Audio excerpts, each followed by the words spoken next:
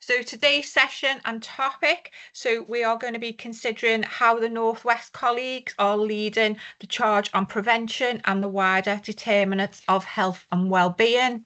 As part of today's session, we will be considering the government's shift within the 10-year plan to focus on preventing ill health and the research underpinning the case for change.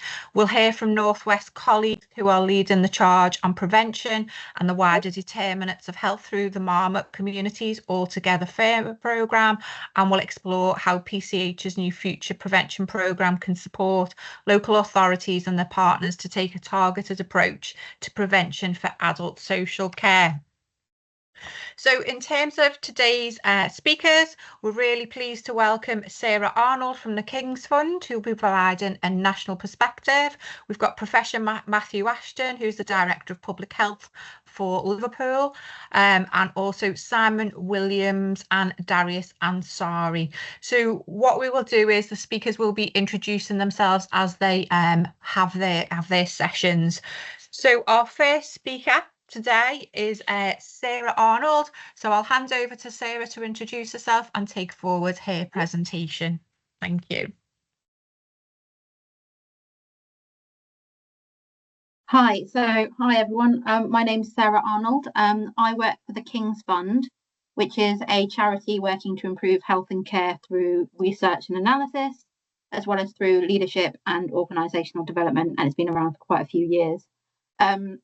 About me, I'm a senior policy lead at the King's Fund, and I lead our responsive policy team. So I'm particularly focused on engaging with government policy and new and emerging issues for the fund. And one area I've been looking at recently is preventing ill health and promotion of good health across the life course particularly, and that's, I guess, why I've been asked to speak here today. And yeah, very much thank you for having me.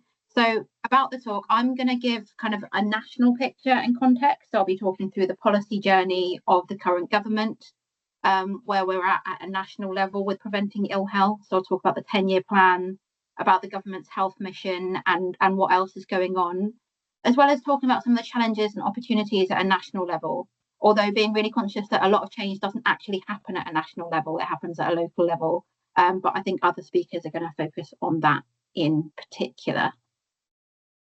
So I'm hoping everyone can see the slides. Yeah, okay, great. So before I really dive in though, I just wanted to talk a little bit about definitions and what we mean by prevention. And I don't mean that I'm going to say, the Oxford English Dictionary defines prevention as, I mean, perhaps subtle but quite fundamental differences in what different people think prevention is aiming to do and what they're trying to achieve through prevention. So a couple of months ago, I set out to try and write a simple explainer for the King's Fund on prevention, simply setting out what is the value of prevention, what does it look like, and so on.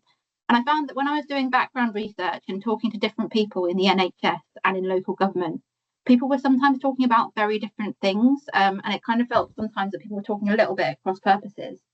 And there were differences in terms of prevention of what, with what aim, and for whom. So here are two examples that kind of illustrate these differences. So first is from the Chief Medical Officer in England, who wrote an annual report in 2023 on health in an ageing society. And when he was talking about prevention, he said, public health measures include both primary prevention by central and local government to reduce risk factors for disease, and secondary prevention by the NHS to slow down early disease. Now, I'll talk potentially in a minute about kind of what it means to have primary prevention be outside the NHS and secondary prevention inside the NHS. But the main point I wanted to focus on here is that when he's talking about prevention, he's talking about prevention to reduce the risk factors of disease and slow down disease, so essentially to prevent disease. And to contrast with that, here's how prevention is talked about in the 2014 Care Act, and prevention is one of the 7 key responsibilities of local authorities, which focuses on preventing needs for care and support. And it says a local authority must provide or arrange for the provision of services, facilities or resources to take other steps which it considers will contribute towards preventing or delaying the development by adults in its area of needs for care and support. So in this case, they're talking about prevention as preventing the use of services.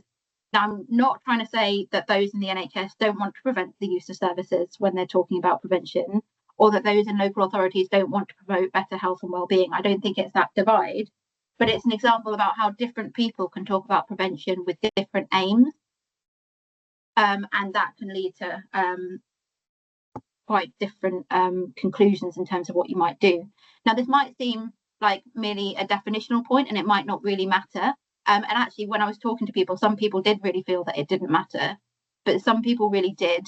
And I personally think it really does matter, because different understandings between actors and sectors can mean that activity might not be coordinated, or it might not be optimal from a cost-effective population health perspective. There might be gaps in activity. And generally, it's much harder to make the case for prevention if there's no agreement on what it is or what it involves. And classifying and defining different types of prevention can seem somewhat academic, but if prevention is not clearly defined, it can't be measured, and then we can't know how much is happening.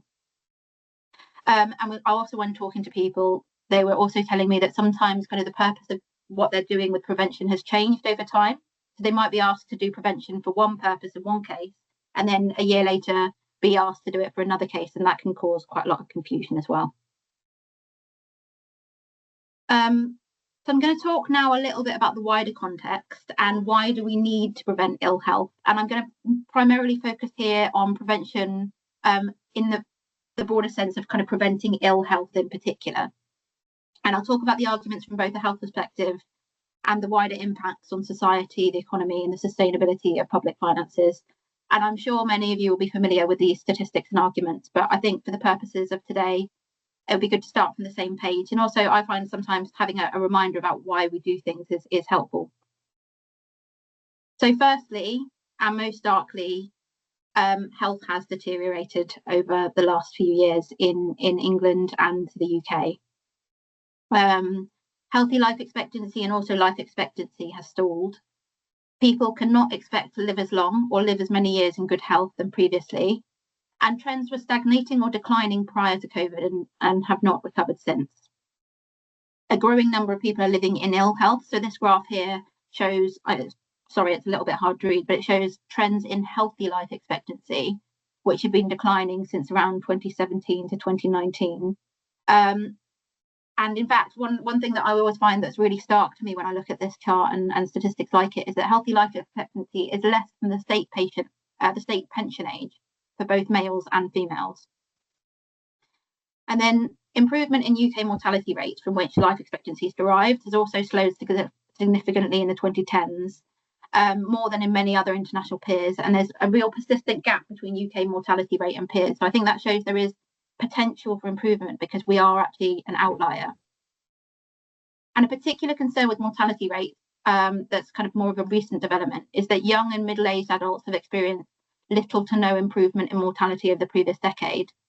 And rising mortality in adults of working ages has actually accelerated after the pandemic. And I'll return to that in a bit, but it's not just about kind of the pandemic and about COVID. These kinds of trends were kind of underlying before and are continuing. So a related issue, of course, is that there are significant and unjust health inequalities across the country. It's an overlapping issue with prevention. It's not the same thing, but one effective way to reduce preventable ill health is to reduce inequalities in preventable ill health. And health inequalities show up in a range of ways, including health status. So, for example, life expectancy. And one of the really stark statistics is that in the most recent data, people living in the least deprived areas could expect to live almost 2 decades longer in good health than those in the most deprived areas. That's not the only way health inequalities show up. There's health inequalities in access to care, for example, in availability of services. And access can be measured in terms of availability or uptake, but we know that more deprived areas tend to have fewer GPs per head and lower rates of admission to elective care than less deprived areas, despite having higher disease prevalence. We also see health inequalities in quality and experience of care, for example, in levels of patient satisfaction and outcomes of care, and also differences in rates of avoidable mortality between population groups, which reflect differences in people getting the help they need to address life-threatening health and illnesses. So in England, in 2023, in the most deprived areas, people were around 3.5 times more likely to die from an avoidable cause than those in the least deprived areas. There's also inequalities in behavioural risks to health, so moving a bit more upstream. So, for example, in smoking rates. We also know that higher risk health behaviours tend to cluster together in certain population groups, with individuals in some groups more likely to engage in more than one risky behaviour. So there's this clustering.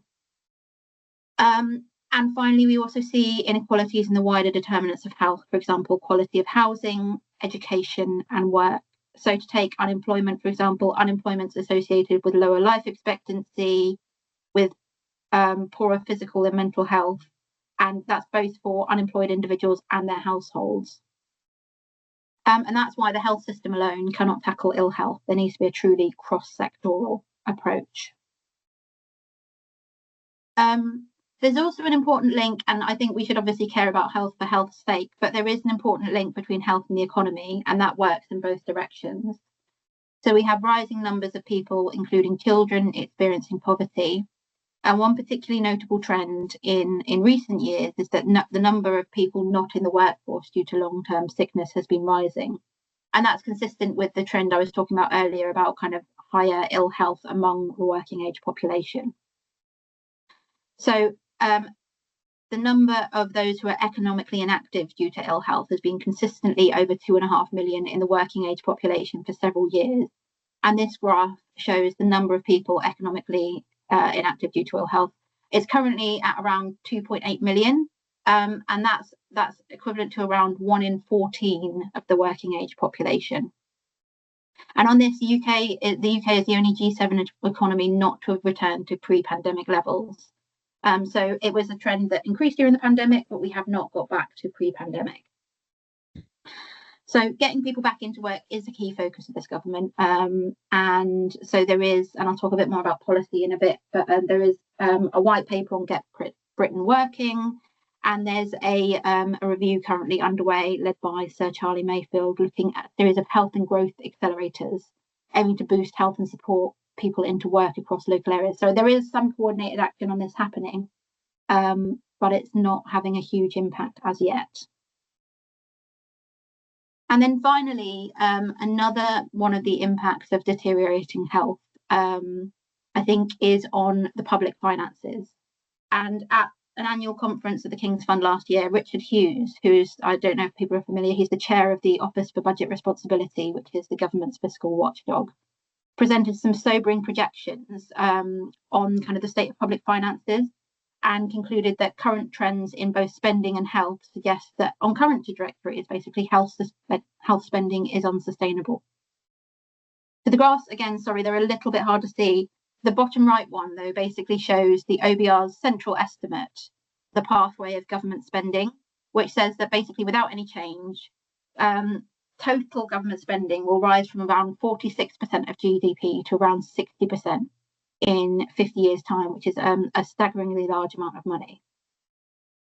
And in terms of a bit more of what he said, I mean, health is the single largest item in the government budget and the single most important driver of the long-term fiscal outlook, the government's kind of financial position. And looking at recent demographic trends and health trends put health spending and the public finances as a whole on an unsustainable trajectory.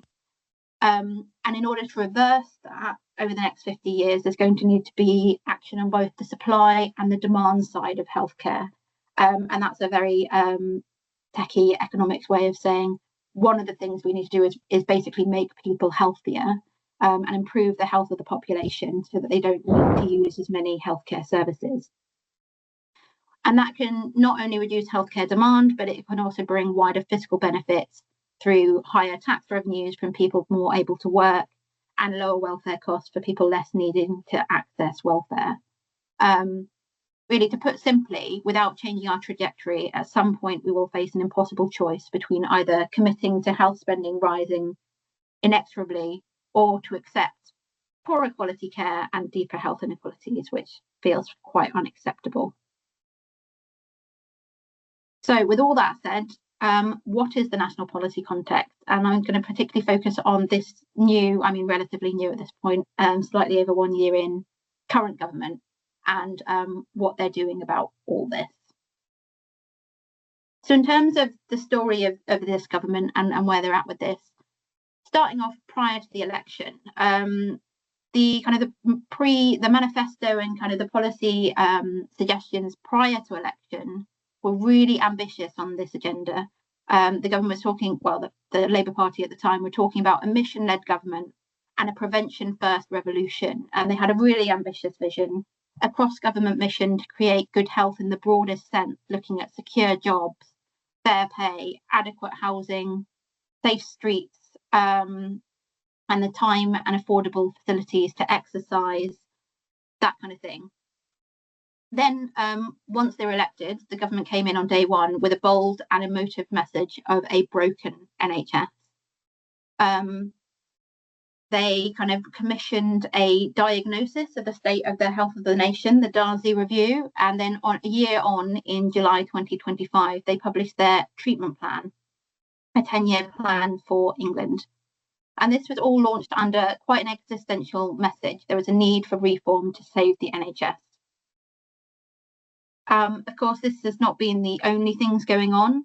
Alongside this, we've seen local government reform, although not yet complete, and the devolution bill, and the Casey Commission to begin looking at potential solutions for social care that are also kind of important parts of this puzzle. But I'll start with talking about the NHS long-term plan, or the 10-year plan. It's a 160-page document, and there are a lot in those 168 pages. It's certainly ambitious. There's a lot of ideas. It touches on the majority of aspects of the NHS. Although I would say it has been criticised by several people as a plan for the NHS, really, rather than a broad health plan for England. And I think the plan also very obviously left some open questions about deliverability and how proposals will be put into practice. But the 10-year plan had a lot riding on it. It really does lean into the existential rhetoric, stating that the choice for the NHS is stark, reform or die. And I think a lot of that is because of the rising tide of ill health and the pressure that's putting on the system. So prevention is a really important part of that agenda to kind of reform. There's quite a lot in the plan that will feel familiar. Familiar because it builds on the commitments in the government's manifesto, but also familiar because it echoes what NHS reform plans have been saying for much of the past 25 years. And I think that's where some of the concern lies in terms of what is different this time. And that's what we're going to need to see more from the government over the next couple of months. What is different about this plan that will really lead to change? So the plan itself rested on the kind of the three shifts from the government, from hospitals to community, from analog to digital, and from sickness to prevention. I'm obviously going to focus here on the sickness to prevention shift, although there are lots in the other two parts, the other two shifts that influence the prevention agenda, and they're obviously not completely separate agendas. In terms of sickness to prevention, though, key proposals in the plan include taking action on some of the determinants of health, notably targets to increase the healthiness of food sales, particularly working with supermarkets, and then thinking more broadly and piloting things like integration of employment advisors into the neighbourhood health service. And as I kind of mentioned earlier, the neighbourhood health service and the shift from hospitals to community is, I think, a key vehicle for how the prevention agenda will be delivered, because its focus is very much on kind of going to where people are and focusing on what people need, rather than simply trying to get them into hospitals. We've also, the plan talks about continuing to roll out mental health support for children in schools, so looking beyond hospitals there as well.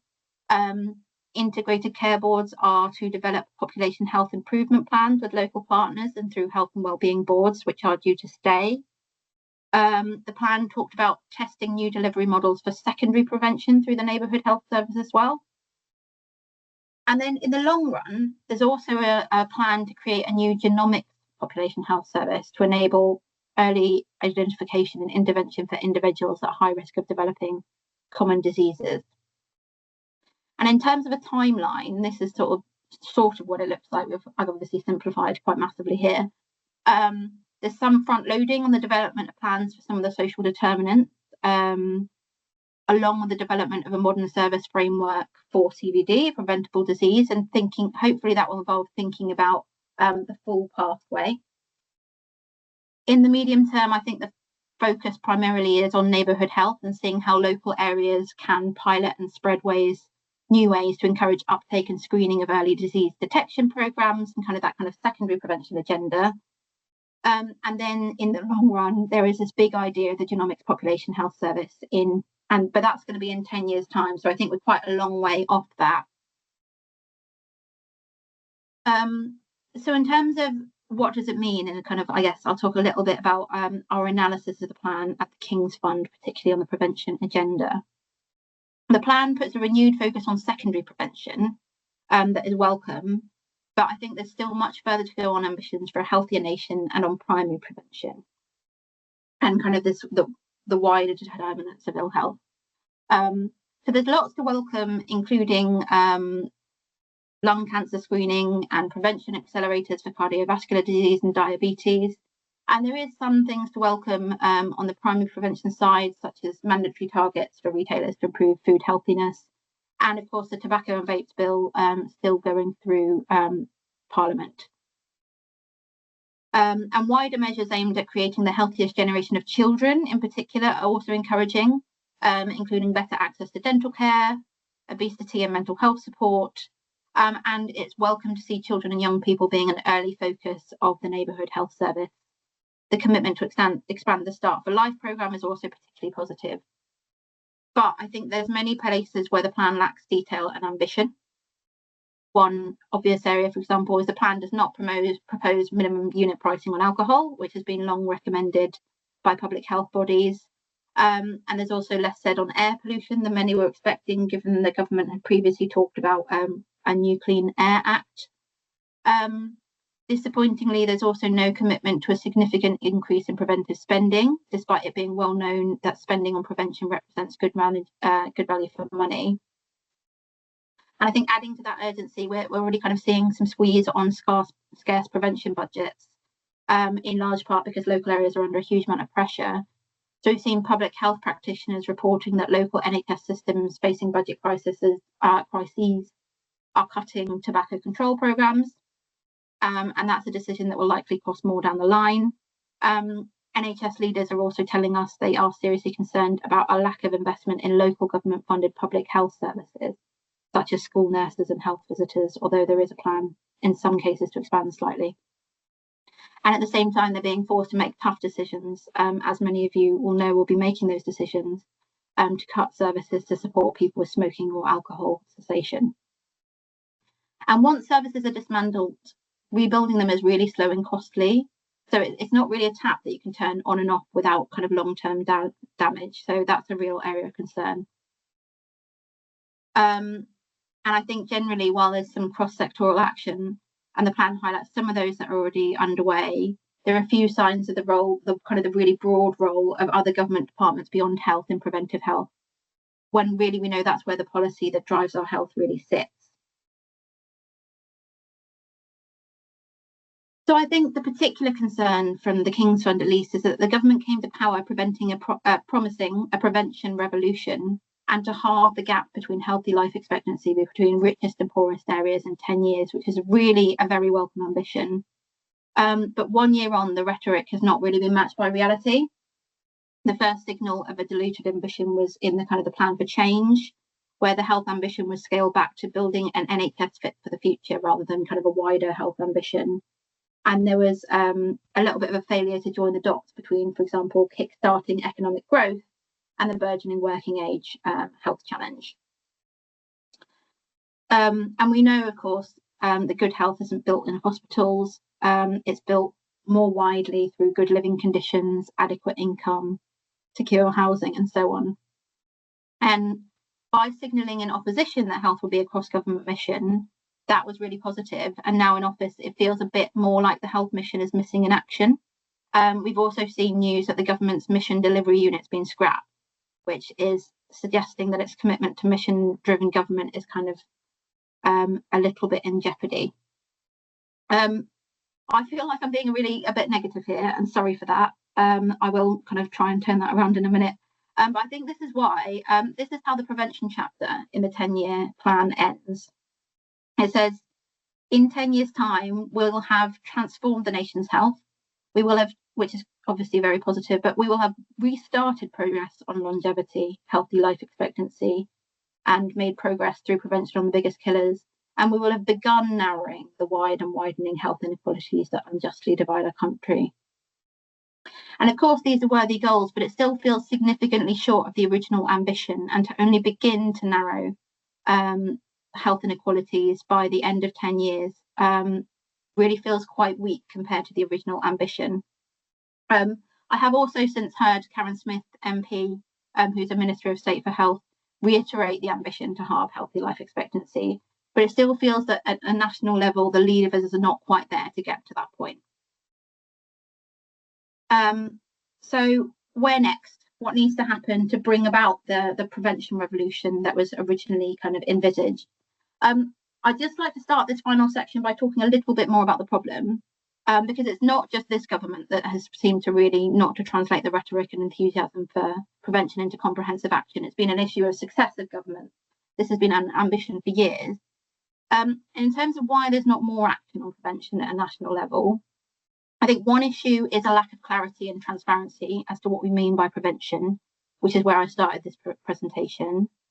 And ambiguity may lead to widespread support, but it can also lead to minimal policy change. I think there's also a difficulty in accounting preventive activity and a lack of transparency over spending. So we know from ONS data that only around 5% of healthcare spending was on preventive activity. And I think we need to go much further than that. So another issue is political. Spending is often focused on the short-term, more acute goals, such as emergency care or the NHS waiting list. But the benefits of more prevention activity might occur in the more medium term outside of short-term budget considerations. I would note, however, that in some areas that despite having significant upfront costs, though, in the short term, there is still action taken. So, for example, spending on NHS reorganisation comes with quite a significant upfront cost in terms of kind of redundancy costs and so on, with the hope that it will lead to long-term change. That's still going ahead. So it may not always be a barrier. I think fundamentally to prioritise prevention, there needs to be strong leadership at all levels. But there does need to be, it can't just be at local level, there does need to be a national signal. And I think the problem is that responsibility for prevention has shifted around or not kind of always necessarily been there. So given all that, what are the opportunities? First, there needs to be a really clear vision. That could look like a reboot of the health mission and the development of a cross-government 10-year plan for rebuilding the health of the nation, not just for the NHS. There needs to be clarity for accountability. Really important to be clear on who is responsible for preventive activity and how they're held to account.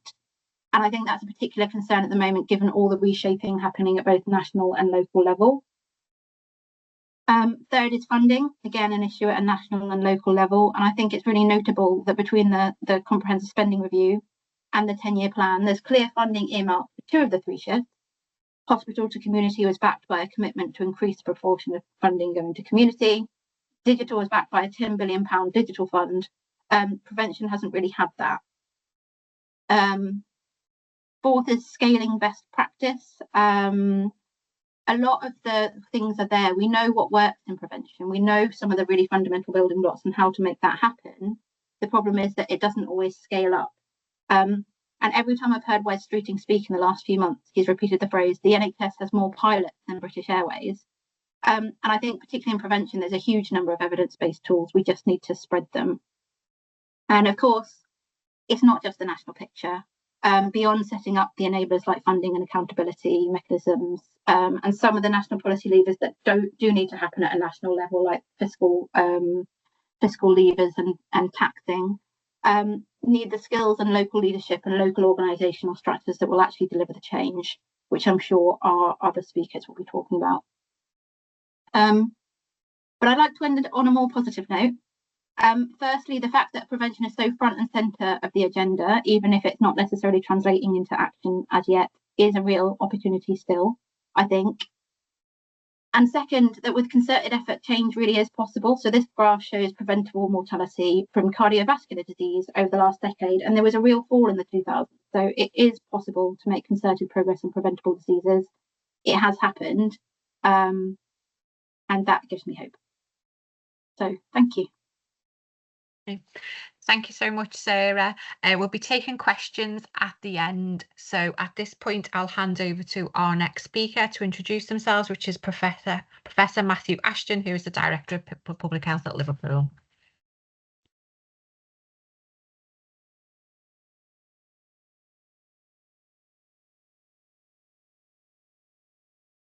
Thank you so much, and thanks, Sarah, for a fantastic introductory talk. Just a few reflections on that. So I think definitions are really important. We need to know what it is we're talking about and why. And talking about the value of prevention, making the case for prevention is also equally important. I think the fantastic thing is the people on this call today don't need to be persuaded about why prevention is important. Another couple of points. Northwest context is important here, isn't it? Because whatever challenges we're facing at a national level, we tend to feel them more acutely in the Northwest. If there's a high burden of disease or lower life expectancy nationally, it tends to be focused here in the Northwest, also in the Northeast. So we need to do more of this stuff than everyone else. And then where do we focus our effort? And I think there's lots to value in the new national approach, but a focus on genomics is an interesting one. And if you think about what causes poor health outcomes and where the drivers for poor health are, the question about whether the investment in genomics is worthwhile or whether it's better placed on things like trying to reduce poverty in our communities, whether it's best focusing on drug and alcohol harm and so on. Perhaps that's something to consider. So I'm Matthew Ashton. I'm the Director of Public Health for Liverpool. Thank you so much for inviting me to speak this morning. Today I'm going to be talking about the Cheshire and Merseyside's collaborative effort to reduce health inequalities, informed by our work with Professor Sir Michael Marmot. And unfortunately, I'm going to be doing my best Chris Whitty impression by asking for next slides as we go on. Thank you. So on that next slide, I'm going to provide an overview of our CHAMPS collaborative work, talk about the renewed focus on prevention, our population health programme, some examples of some of the work that we've been undertaking, what the challenges have been, and hopefully a little bit on what the future looks like. First of all, on the CHAMPS Public Health Collaborative. Next slide, please. So we are a formal partnership of the 9 directors of public health across Cheshire and Merseyside. We have agreed priority areas and we try to speak with one voice on key issues like vaping, as an example, to try and be more impactful and effective. The CHAMPS Collaborative has been running for over 20 years, and recently we welcomed the NHS Director of Population Health for Cheshire and Merseyside to our exec board. So now it's 10 directors working together across local government and the NHS. Next slide. So the exec board, this motley crew that you see in front of you, operates with a distributed leadership model. So we have a rotating chair model. Currently our chair is Dave Bradburn, who's Director of Public Health for Wirral. We alternate between Cheshire and Merseyside as well to make sure we're giving appropriate attention to all the areas within Cheshire and Merseyside. And as I mentioned, our board also includes Professor Ian Ashworth, who's Director of Population Health for NHS Cheshire and Merseyside, and he co-chairs the Altogether Fairer board alongside myself. Ian was a previous Director of Public Health in Cheshire West and Chester, so we know him very well, public health qualified. And having Ian as a signed up member of the board really has been game changing for us in terms of having that fully coordinated approach between the NHS and public health, despite the challenges that we're all facing at the moment. So on the next slide, I want to talk a little bit about the benefits of this approach. So we think there are many benefits to working like this. We think we can show the power of coordinated system leadership, especially on complex place-based challenges such as poverty. We can also combine our expertise to have a greater knowledge base and also to help us deliver programs at scale. And actually, it's helped us to attract additional funding and also to influence wider system change, just as the LGA, for example, recommends in its guidance on reducing child poverty through joined up local responses. Another example, our work on suicide prevention has showed that collaboration at scale delivers measurable outcomes, and we're applying the same principles to poverty, which I'm going to talk about in a moment. Next slide, please. So we've heard this morning from Sarah about the national shift to prevention. We all know that the health and well-being of our population is not where it should be. We can see that life expectancy has stalled. We can see that health inequalities are widening, and we know that demand on our services is becoming unsustainable. And these are challenges that you guys will be seeing day in, day out in your work. Nationally, there's a clear recognition that we need to do things differently. And thankfully, the direction of travel is towards prevention, tackling the causes of ill health rather than only treating the consequences. The NHS 10-year plan for England sets this out explicitly, with one of its three major shifts being that move from sickness to prevention. And the Labour Party's recent manifesto makes a similar commitment, describing their ambition to make England a Marmot country, putting fairness and the wider determinants of health at the heart of policy. All of this creates both opportunity and responsibility for us in the Northwest. So if prevention really is to become the core business of the health and care system, then the work we are doing through the Champs Collaborative and through the All Together Fairer programme, we believe is absolutely central to making that ambition become a reality. And we're driving that forward through the sub-region's population health programme, which I'll talk about now. So this slide shows how we structure our population health work across Cheshire and Merseyside. We try to bring everything together under four main pillars. So pillar one is Altogether Fairer, and that's about tackling the wider determinants of health, the things that really shape people's lives, things like child poverty, health and housing, employment, and our anchor institution commitments. It's also where we take forward our system work on issues like anti-racism, violence prevention, and net zero. Pillar 2 focuses on healthy behaviours, and here we coordinate programmes like Altogether Smiling, Altogether Active, our smoke-free work, and efforts to reduce harm from alcohol. These are the everyday behaviours that drive health outcomes across the life course. And these are incredibly important in shaping health outcomes, but of course it's really important to remember that people aren't always able to make the healthy choices, and sometimes it's about making the healthier choices the easiest ones to make when people have difficult, complex lives.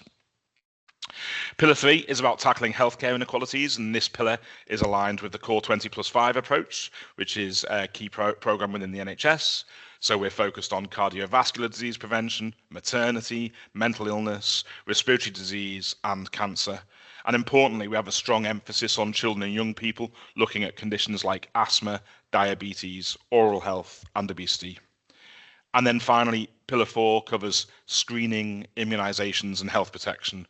And we're working to increase uptake in all of our screening and immunisation programmes, things that have been suffering from low uptake in recent years.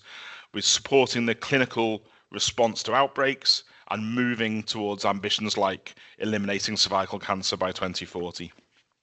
Underpinning all of this are our enablers, things like turning data into action, our workforce development programme, public engagement, research and innovation. And these cut across everything we do and make sure our programmes have the right foundations.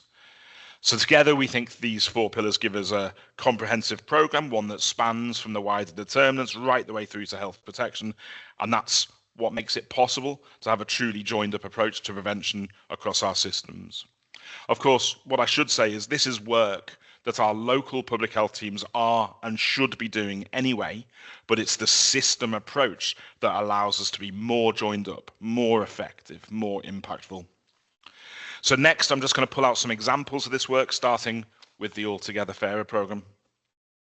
So one of the flagship elements of our work is the Altogether Fairer programme. This builds directly on the Marmot review principles, and in 2022, we published the Altogether Fairer Health Equity and the Social Determinants of Health in Cheshire and Merseyside report. It's a catchy title, I know, but that report really set out the evidence and recommendations for action on the social determinants of health, not just at a system-wide level, but crucially at a place level too.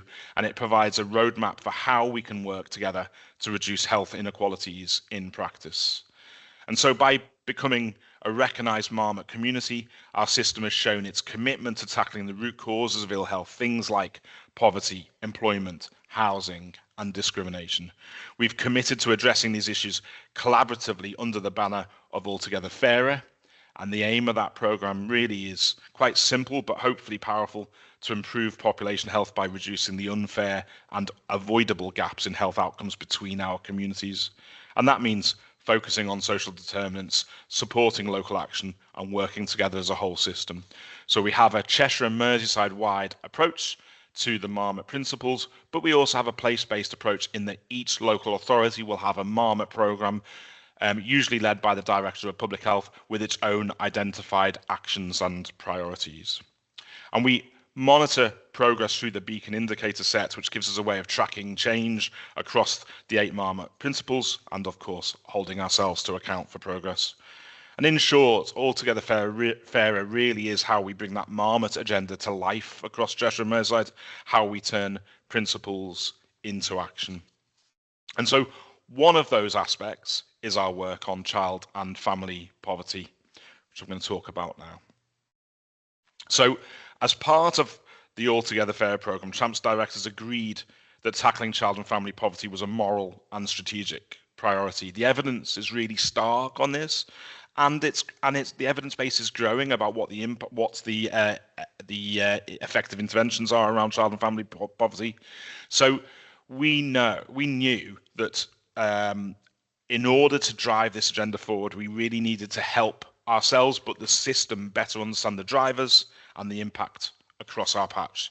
So we commissioned an independent review last year, and that gave us a very clear picture and actionable recommendations. And that's about building a region-wide response that's evidence-informed and locally driven. And you can see that from the numbers on that slide, that 111,000 under 16s in Cheshire and Merseyside live in relative low-income families is a shocking figure, shockingly high figure. But if you look at the third box underneath, 64% of those kids are in working households. Next slide, please.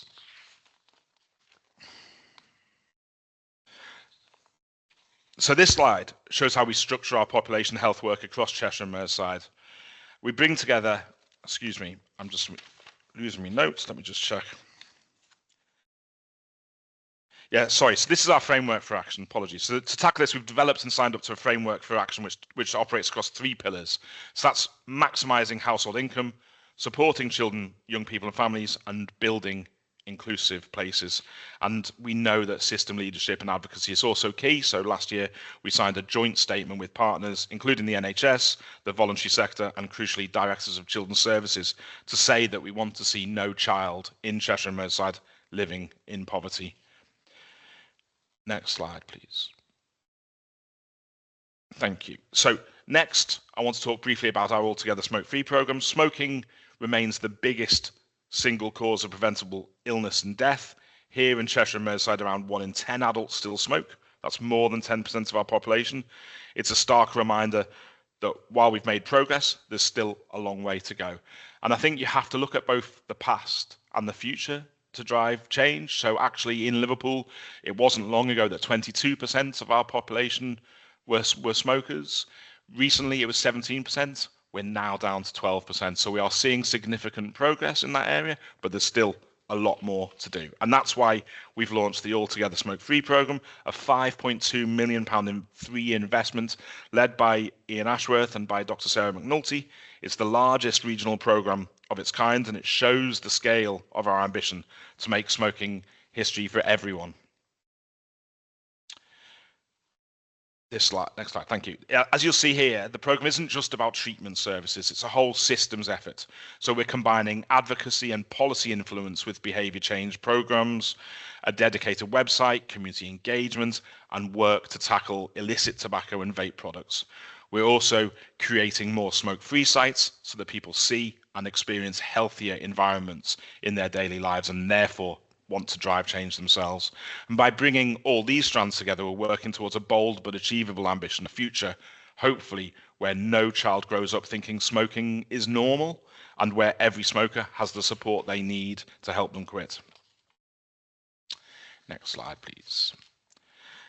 A big strength of our model, we believe, is that we work across boundaries, local, regional and national. Local, our directors of public health provide leadership to health and wellbeing boards in every single one of our local authorities, and that helps keep prevention firmly on the agenda at a place level. Regionally, our Altogether Fairer Board is fully aligned with the Health and Care Partnership and the Integrated Care Board, which means we're not working in silos. Our priorities for population health are joined up with NHS system priorities.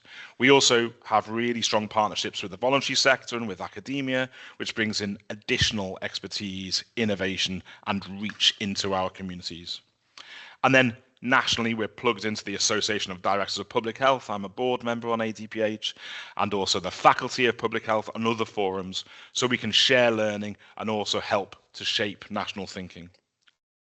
And through our advocacy role, we can attract national attention. A good example is when the Child Poverty Unit visited Cheshire and Merseyside recently to hear directly from families, and that work has really helped to inform the national strategy.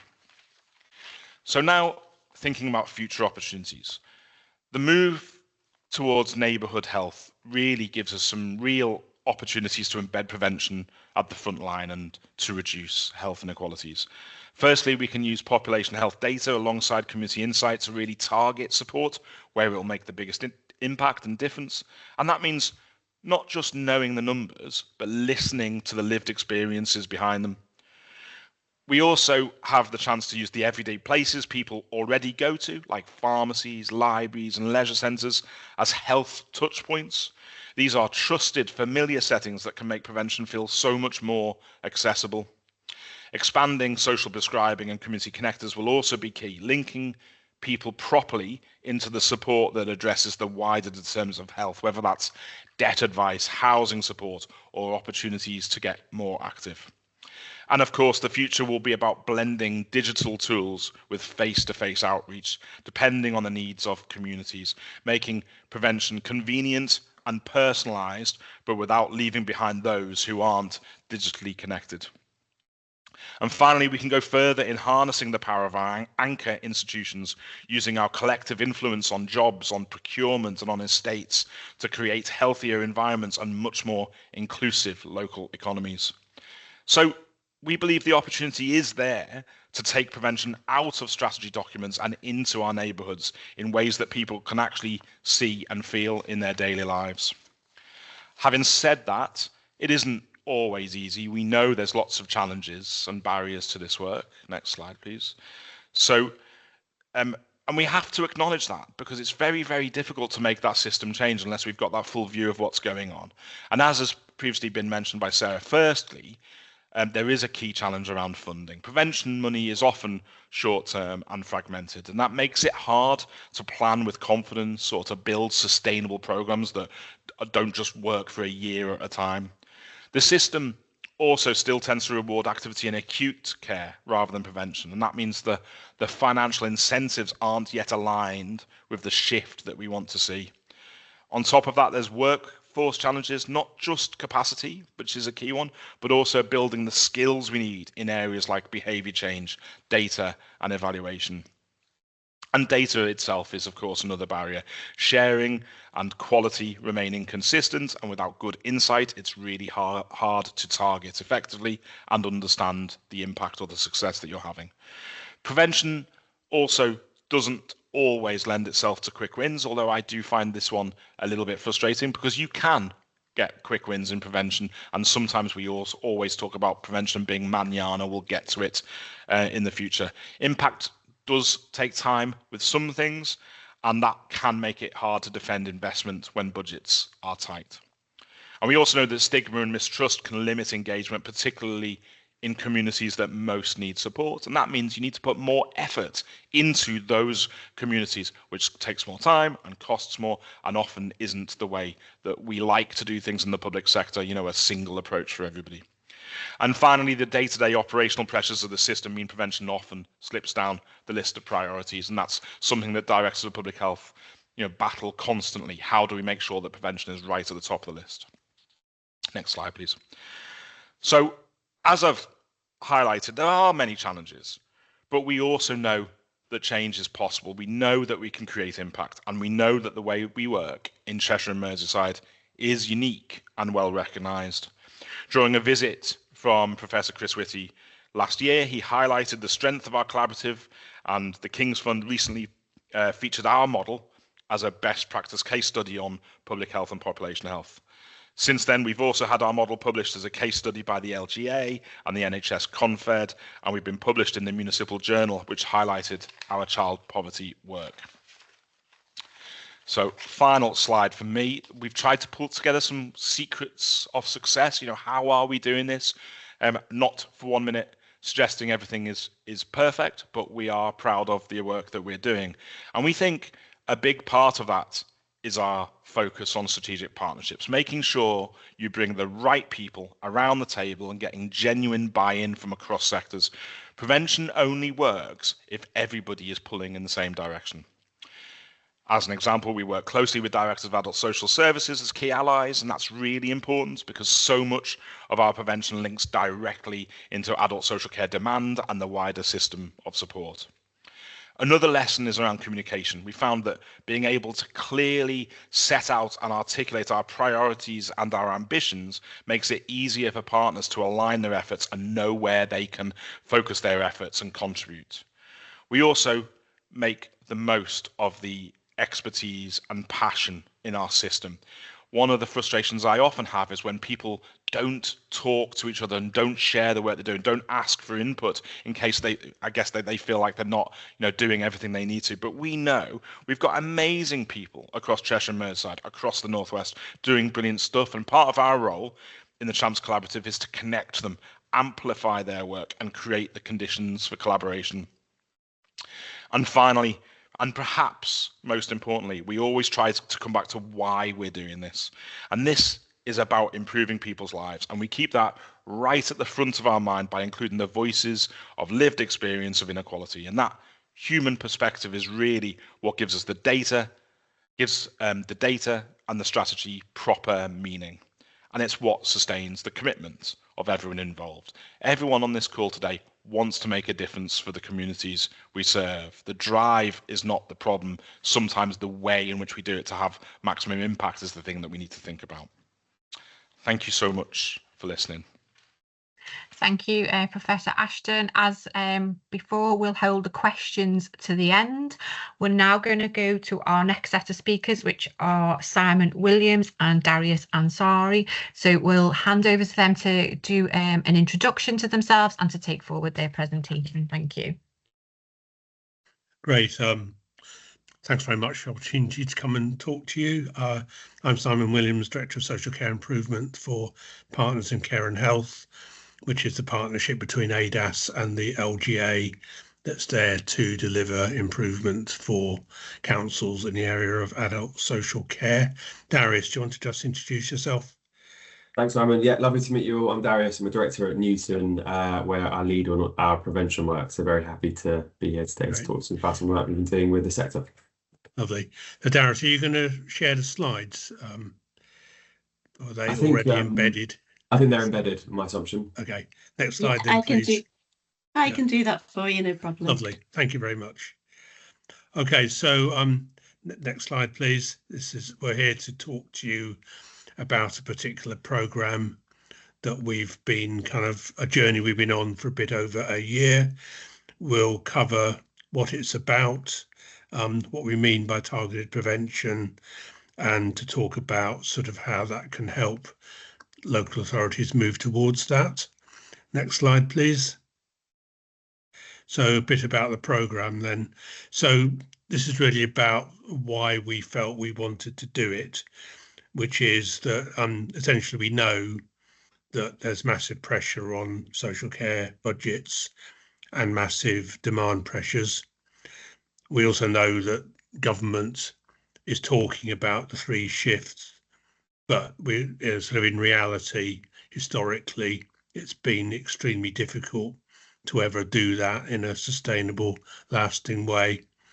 And but we also know the government is very keen on integrated neighbourhood teams and neighbourhood care. Probably the thing that's kind of struck me the most, having been at DAS and dutifully filled in the ADAS Spring Survey for years and now read it, is almost every year we all say prevention is the only real way out of the kind of financial doom loop that we're all in. But guess what? That's the bit of the budget that gets squeezed when there's nowhere else to go for savings. So clearly the kind of way forward has to be to make prevention a kind of investable proposition for decision makers and councils along with their citizens. Next slide, please. We think there is good evidence about sort of how this can work. We published some evidence ourselves as the LGA on showing that, you know, you could save over £3 for every pound spent and a big impact on outcomes for people. Next slide, please. And but at the same time, we know what the kind of barriers are. So I've already talked about the difficulties in producing the kind of evidence for it working. I've talked about the kind of lack of capacity in councils to be able to do it and the lack of funding. So these are kind of questions we asked the participants in our community of practice, and these are kind of answers we got back for what steps are happening. Next slide, please. So essentially, what did we decide to do about it? We kind of had a discussion early last year with Newton and Atlantic, which is a kind of much smaller consultancy, who felt so strongly about wanting to make a reality of prevention that they said they would put some pro bono kind of resource into this. And we decided to essentially form a community of practice with all these councils who are kind of listed here. We went out through ADAS, asked for kind of expressions of interest, had a lot of interest. These are the ones who we went with. And essentially the aim of the community of practice, next slide, please, was to basically to kind of talk about what we call proactive prevention. What have we achieved? Well, I think we've had 5 meetings and a lot of work in between. We have developed a best practice framework to support system partners. We've developed a consistent approach to evidencing impact. We're still in discussion with central government about that because they are really interested in the work on producing that evidence. And we've had a huge amount of momentum and buy-in from the sector. So a lot of councils kind of said they would like to kind of join this in some way. So it's been a really, really exciting and rewarding kind of journey we've been on. Next slide, please. So the scope of the work was kind of clearly to look at that kind of group of people who are most at risk of needing kind of avoidable institutional or bedded care or admission to hospital. That's kind of essentially where our focus was rather than whole population. Next slide, please. And just a bit about the reminder that this approach can achieve, that there's already evidence if you take this approach, a kind of targeted approach for a clear cohort of people and work with clear partners, we've kind of seen results. The orange box is in Birmingham, where we've seen kind of significant results. In this case, particularly, you can see benefiting the kind of NHS, but we would say, and Birmingham would say, you also get benefits to the council as well. And another example where we've worked in Norfolk, looking at falls prevention. Next slide, please. And then in terms of kind of the output from the programme, we've published an online toolkit on our website in Partners in Care and Health. And So, and we've also published a report on what we've done. Okay, next slide, please. I'm going through this quite quickly to make sure we're catching up on time a bit. So I'm now going to hand over to Darius, who's going to talk us through a bit about the delivery model and also the kind of next steps, inviting councils to kind of join in an initiative together to take this forward. So Darius, over to you. Thanks, Simon. So there are pages and pages of information on the website, which I won't go into today. I've just put that the link in the chat if you want to have a look. But most of it anchors off this one sort of delivery model framework, which was designed by the sector, so by the 20 local authorities that have been involved in the programme to date. And it's largely based off a lot of research, discussions, interviews with different councils and systems from across the country to understand best practice and bringing that all together. So it's super simple, it's easy to navigate, it's designed to help systems practically move from strategy to evidence to scale in a safe and secure way. What we found when we spoke to lots of councils was that everyone's kind of keen to get going on their prevention journey, on their proactive prevention journey, but actually lots of councils struggle to know where to start, and a lot of this is designed to help councils sort of set up for success on this journey in a sustainable way.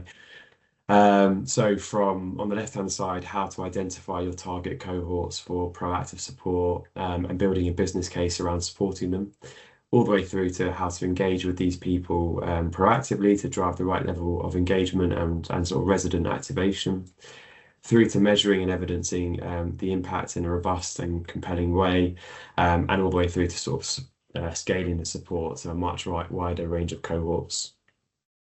So please do check out the website. If you click on one more, please. Yes, so and these are just some of the examples of the questions it helps provide guidance for. So things like, what role can AI play to help us identify who would benefit most from our support?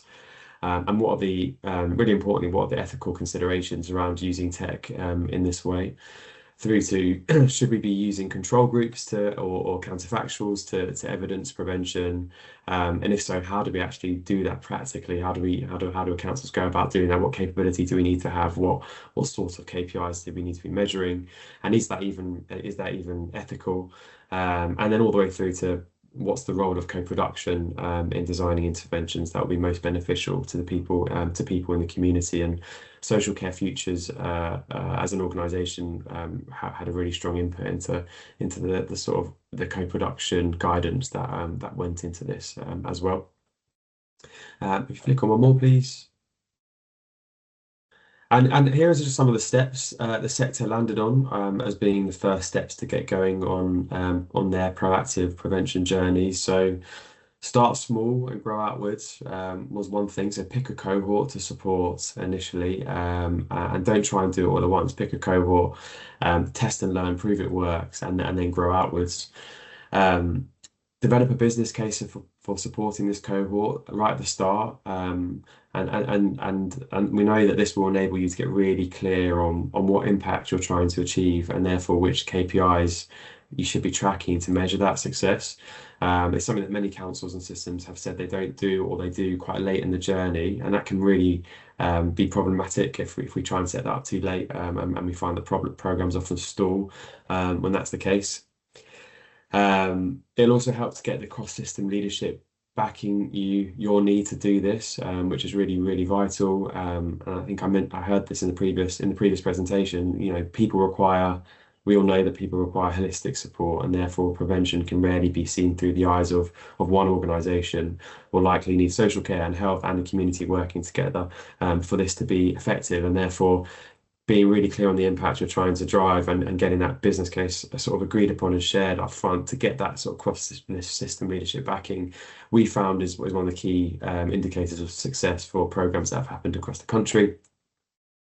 And then also just getting the foundations in place at the start. So get clarity on what data you need access to, and ensure you have the sort of analytical capabilities required to use that data to identify your cohort. As we kind of Simon touched on earlier, and through the example of Norfolk, Leading councils are using AI for this process to really help maximise their accuracy around which people we could drive the most benefit for, and that's particularly important given we know that resources and capacity are short. So how can we make the most out of the investment we make? And on top of that, define how you'll evaluate whether it's working or not, as I mentioned earlier. So what KPIs, how they'll be captured, how frequently, and what success would look like. And the last thing to note is, yeah, please do use the website for support. There's a ton of detail on there, or if there's a council that you've seen have taken part, we can always link you up to that council for you to understand what they're doing locally. But there's a real sort of, I guess the key message is there's a lot of knowledge that has been sort of consolidated and brought together to help you on your journeys, and a sort of growing community that sits around this, that's continuing to sort of evolve the delivery model over time. If you go on to the next slide, please. And I think this will be the last slide, but Simon mentioned earlier what the sort of key priorities and reasons for building out the community of practice about a year or so ago. And that was to move the conversation away from the challenges with prevention and the pros and cons of prevention, and through to something really practical around how we actually deliver on it. But a more organic ask that came out of the community of practice was this ask for a multi-council initiative or programme, and what the purpose of that is to put the delivery model we've come up with into practice, but at a national scale. So there's around 10 to 20 councils that are sort of formed, councils and systems that are coming together to be part of this programme, hopefully kicking off this year. And the idea will be that we take a cohort or two of people that we know are driving, that could benefit from preventative support, but that are also driving lots of demand into social care. And the most likely ones are going to be people at risk of a fall or people at risk of care breakdown. And the councils are looking to sort of apply their versions of this delivery model locally, and use a sort of shared AI platform to identify those people who are at risk in their respective areas. And the ultimate aim is that we support these people differently. We drive benefit into local areas, but also from a DHSC perspective, and DHSC are sort of sponsoring this work, but also providing the evaluation resource and support around it, that we make a bigger step towards building out the first sort of large scale national evidence base for what works from a proactive prevention perspective nationally. And we're really excited about that, because I think DHSC believe, and I think the sector is starting to form a view that, like, if we are able to build this really strong evidence base, we should have more momentum to actually drive the step change that we all want to see in how we offer prevention locally. I think that's us for now. Hopefully bang on time, and then we've got time for some questions later. I think we skip over this slide for now. So back to you, Christina and Louise. Okay. Thank you, Darius. So we've got some questions that have come up in the chat. So the first one is from David Hammond, who's asked about secondary prevention needs a joined up approach across primary and community health teams and wider third sector. Will this come in via neighbourhoods and multi-neighbourhood provider contracts? I'm not sure who wants to take that one. Happy to speak to that. So we've had Tom Reardon come and join the community practice a couple of times. He's the second permanent secretary in DHSC, was the chief executive at Leeds Council, and he's very clear that there is a huge alignment between the neighbourhood health or neighbourhood care strategy and what we've been talking about. And the reason that there's a really strong alignment is that actually both are talking a lot about the same group of people. That was sort of saying it's the same group of people where we see the most opportunity to create better outcomes for them, and to actually for the system to be making better use of its own resources. So we are kind of very keen to a lot of opportunity locally, for kind of councils and their partners to think through how you might want to join both of these up in your kind of neighbourhood health strategy that you're doing locally. And we would certainly see kind of integrated neighbourhood teams as quite integral to kind of helping deliver some of these benefits. Thank you, Simon. I'm not sure if any of the other speakers want to come in on that point, or happy to move on to the next question. Sarah? I mean, on that point, logically, yeah, it does make sense that this would work together, and that partly one lever for kind of organising this is through the neighbourhood and multi-neighbourhood provider contracts, the new GB contracts that are being negotiated pretty much from now. Just a note of, I guess I don't think it's still fully clear how all this will work, and the current approach seems to be about more encouraging local areas to determine how it will work. I don't know if that's because the two new contracts have yet to be negotiated or not. But I was kind of watching the Health and Social Care Select Committee last week, where Jim Mackey and Claire Fuller were speaking, and they were repeatedly questioned on how NHS and local government are going to work together, and whether there'd be shared plans, and how they would also involve the VCSE sector. And they gave incredibly unclear answers, such that they were asked to go away and figure it out and come back with written clarification. So I think at a national level, and figuring that out, it's still very much kind of in flux, and it is still being worked out. But it's not just, I guess, about waiting for the national NHS. I see Matthew's got his hand up, so I'm sure he'll speak in a second. But I think as Matthew's presentation made that clear, local areas are moving forwards, and I think there are other models of successful partnerships that do exist, like Thrive initiatives and Fleetwood. So it's also about moving forward with what works, not just about kind of what the national picture is doing. Thank you. Matthew? Thank you. Just a quick point. I think there are huge opportunities to embed this stuff within neighbourhood health plans, or within that kind of health and wellbeing board approach. I think the challenge is who's leading the drive on this stuff. Is it coming from an NHS perspective? Is it coming from a local government perspective? Or is it truly coming from a collaborative perspective with people working together in the system? And this isn't a criticism of local partners. We are all products of the organisations that we work in, but sometimes the NHS is a bit more top down, and people kind of doing what they're told to as a result of a national framework. Sometimes local government is a bit more responsive to local situations, local communities, local people. What we really need is a bringing together of all of that stuff to come up with those properly holistic neighbourhood plans, so that everybody's got a bit of skin in the game in them. Darius? Can I just build very briefly on Matthew's point, because I think he's completely correct, and just to offer some learnings that we had from working with another system around building out neighbourhood health and integrated neighbourhood teams. What we found was getting sort of, as Matthew said, getting social care and health partners and the community together from the very start and shaping what the INTs and neighbourhood health looks like was really crucial.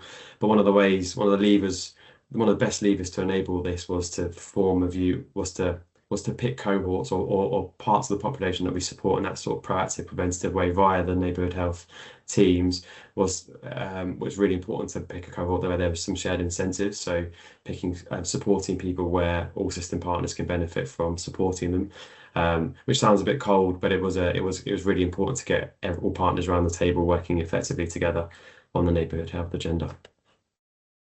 Thank you.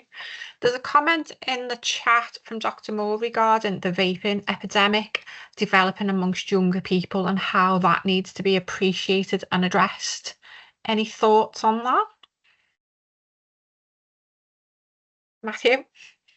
Well, first of all, I totally agree. I think vaping is very complex, because actually, and as the Chief Medical Officer says, the number one priority is to get smoking rates down, and vaping can be used as a quit aid to help people stop smoking. So if you are using vaping to stop smoking, it is a better alternative. However, if you're not smoking, absolutely shouldn't be vaping. And what we're seeing in our young people is rapid growth of vaping, and that's something we will all experience as we're out and about. So there's definitely lots of work needed around harms from vaping, including bearing in mind the new legislation, including where people get their vapes from, because young people are not supposed to be able to purchase vapes legally. So how do we do stronger enforcement in that space, particularly around school environments? How do we give our enforcement officers, our trading standards people, the power and the resource they need to go out and do that? And then clearly there's work with our young people themselves to help understand why people are vaping, the kind of the coolness of smoking, I don't know, cherry cola vapes or something, versus choosing to breathe mostly fresh air and the benefits that does. So yeah, I agree, it's a big issue. One of the challenges we have is that we were all young once. Even I can remember being young once, and when you are younger you do tend to take risks and experiment and try things out, and if you're doing those things for a short period of time, I'm not saying always, but usually that tends to do less harm. It becomes more harmful when they become embedded habits and then people do them for a long period of time. And telling people what to do, telling young people not to vape, doesn't work. We've been telling people for generations not to do stuff, and that doesn't work. So actually it's about getting a deeper understanding of why people try stuff and how you can give them safe support in that space. Okay. Thank you. And that probably leads nicely into the next question we've had from Kirsty Sterzaka. I apologise if I've pronounced that incorrectly. She's asked how psychological professionals can get more involved in spaces when thinking about behaviour changes. And any thoughts? Do you want me to say a bit more about my point? Absolutely, that'd be great. I guess so I'm a clinical psychologist by background, but I'm in a post as a workforce and innovation lead at Lancashire and South Cumbria Foundation Trust. And I suppose, I'm very, very interested in these spaces. I hear a lot about behaviour change. I really liked all the points you were making, Matthew, about understanding the reasons behind the behaviours that people choose to do. And, is that because, thinking about the vaping, is there some emotional regulation element to that? Is there something around kind of some people having kind of something in their hands? What are the contributing factors to the choices that people make? Also taking into account and considering the fact that people are often in environments where the choices that they make are impacted by the environments that they're in. But yeah, I guess we've just got a huge cohort of the workforce, mainly in health. We are mainly in health in terms of psychological professionals, but that doesn't need to be the case in other areas of the country. There are psychological professionals in local authorities, particularly in kind of public health departments, contributing to knowledge around behaviour change and understanding the kind of psychological impact of environments and how that can then contribute to interventions that can be designed to better help people. So yeah, it was just really just to kind of make that point. And I suppose there are little pockets of examples across the country where psychological professionals are embedded in local authorities, but it's not the kind of routine makeup of the workforce that you would see. And it just feels like you mentioned something around the kind of skills that we need. What are the kind of gaps and the opportunities for the future? And you did mention something about, the skills that we need in behaviour change as one of those things. And so yeah, it was just really just to kind of, it was really kind of food for thought, really, and thinking about, steps forward in that area. Matthew? Yeah, and so briefly, I mean, I totally agree and think this is, and it does happen. Does it happen enough is the question. It does happen. We have behavioural insight within our teams that informs our programmes. And I guess if you think about the data piece, it's not just quantitative data. We need to understand our communities. It's the qualitative piece, and you have to put that data and insight side by side to truly inform your programs, your interventions, your approach. The question is, do we invest enough time in the insight piece, or do we always go on the quant side? And there's loads of examples I could give from an NHS side. So, for example, vaccination and immunisation. people will say, look, there's a good offer. If people want to be vaccinated, there's a good offer. People can go to their primary care, go other places and get vaccinated. But our vaccination rates are shocking. So we need to understand that it's not always just about the offer. It's about, does the offer work for communities? And if it doesn't work, why not? There's a comment and question in the chat from Karen Howarth. Seems like a lot of great preventative work going on, but our A&E still seem full and overcrowded. When will the system see the impact of prevention on a difference in how communities behave in relation to their health? Anyone like to respond to that question? Matthew.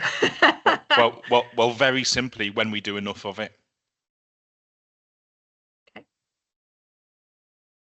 Okay, comment and question from Salima Jones in the chat. How can we get funders to invest in prevention? The phrase "we have more pilots than in the NHS than British Airways" resonated with me. Lots of pots of short-term funding for CVD, hypertension type projects, but funders seem to like shiny new things rather than how do we fund and mainstream this work. So again, any thoughts or comments on that point? I mean, I think I can only talk from our experiences in different places again, but there's almost been a positive correlation between where there's been lots of evidence that's been built up around the impact of a pilot, and whether it's continued into being something that's rolled out more broadly versus those that haven't. So I know I'm banging the same drum, but I think where we've seen that evidencing piece work really well, we've seen that funders are more likely to continue to invest versus those where it's felt a bit shakier overall. So keep pointing back towards the evidencing piece for prevention. Sarah? I definitely recognise that challenge of kind of like having a lot of different small unjoined up pots that it feels like it's chasing. I think in terms of kind of how to make that mainstream and how to make funding mainstream is to shift mainstream budgets towards prevention, so that instead of kind of it being little bits of add-on pots of money, it's about shifting the full set of the budget. And that can happen at national level in the same way that we're seeing that ambition of shifting funding out of hospitals and into communities and using part of that. And I think it'll also happen if we get better at measuring prevention spending and shifting funding towards that as well. Okay, thank you. We've got a comment from Anya Webber about how do we make collaboration between NHS, local government, BCFE, academia, community, sharing a best practice more sustainable? Do we need new infrastructure to facilitate this? Any thoughts? And then someone's put a subsequent question: has the NHSA got a role to play here? Anyone's got any thoughts on that question? No? Okay. And then Matthew, yeah. So just to try and answer that question about structures, I think the Champs Collaborative does get a little bit of investment from each of the local authority areas. I think around £50,000 a year to produce a collaborative. But I think what I would say is that small level of investment produces a wider collaboration opportunity, and plus also attracts inward investment into it. So sometimes you need to create the structure. It's probably more about the space and the expertise to make a difference. Thank you. And I think there's just a follow-up for you, Matthew, on when you said, do you know what is it when enough? Do we know how much is required to get to a tipping point? I thought you were going to ask me the follow-up about, does the picture have a duck on the background? The door. It's been responded to. I mean, it's a really difficult question. Some things you can see a difference really, really quickly. So, for example, the smoking ban that was introduced in 2006 saw a reduction in heart attacks within 12 months. So, some things happen really, really quickly. Other things take a longer time. So, it tends to be scale and sustainability that has the impact. I'm afraid I can't give a more specific answer to that. I think we've covered all of the comments and questions in the chat. Is there any more questions that anyone would like to raise? Oh, we've just got one come up from Stacey Marriott there. How can you tackle risk factors and inequalities when the 10-year plan lacks cross-government commitments? How can we move to a cross-government health strategy to tackle WDH and moving towards a One Health approach? Matthew.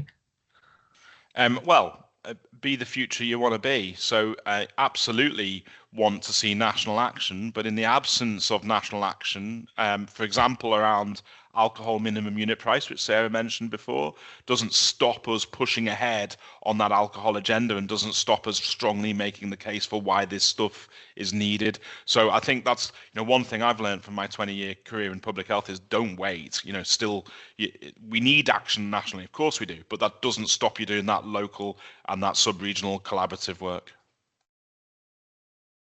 Further questions from anybody? I think Grenville's made a couple of comments, Louise. I don't know if he wants to come in and share some of his thoughts, if that would be useful, Grenville. Hi, everybody, and thanks for that. I'm a non-exec director at the Christie, and also I chair Viaduct Care, which is GP Federation. Really interesting presentations and thought-provoking. I mean, one of the things that I've been very passionate about for a long time, and we are trying to do this in Stockport and in my various roles, about how we truly leverage the full potential of our voluntary community sector, primary care, housing providers, education, schools and MATs across the whole wider determinants of health, because they are doing an awful lot. The opportunities to do so much more that would contribute to the prevention agenda are enormous, and we need to really rethink and become more innovative and imaginative around how services are commissioned. And we also need to start addressing some of the barriers that too often hamper collaboration in terms of accountability structures, performance targets, operating ways, financial regimes, and start to address those barriers as well. So we're really focusing across the public sector on the people we're actually serving and not being driven too often by organisational silos. And I think we also need to, and there's some great work going on, but we need to really accelerate and ramp up that. I've been non-exec in various housing providers, and they are doing some fantastic work in terms of debt advice, financial advice, around sort of early support. But quite often it's on a pilot basis. It may not be in the areas which would give the greatest impact. And we just need to work a lot more closely. And I think it is about new styles of leadership and behaviours to build those true long-lasting relationships in our neighbourhoods and in our conurbations. And I appreciate it's a huge challenge, but we've got to keep on being positive in sort of building those relationships to drive transformational change. Okay, thank you, Grenville. Grenville, could I ask Grenville a question? Because I completely agree with everything you said, and I'm just wondering if you think the sort of neighbourhood health agenda, if it's implemented in the right way, is an opportunity to enable some of that better integrated working. And there's kind of the three. Part of the reason why I think it's always a struggle is from a digital perspective and a data sharing perspective, we're just not connected. We all know that. And so we never have that holistic view of a person, because social care holds that information on a person, the community holds that, and the NHS holds another piece.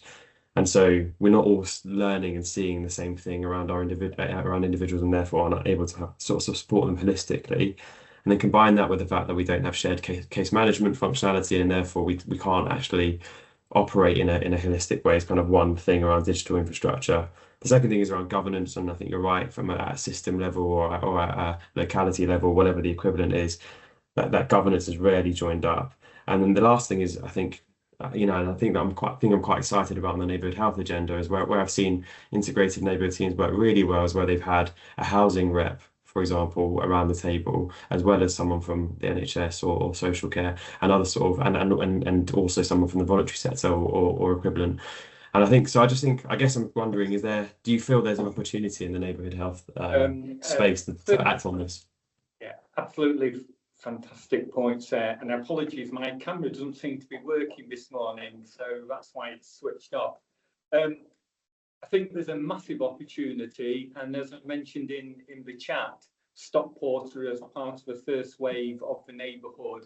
We've got the mayor coming today. We're talking about the Work Well programme, which is absolutely fundamental in terms of part of the overall prevention, in terms of supporting people into employment and some of the things.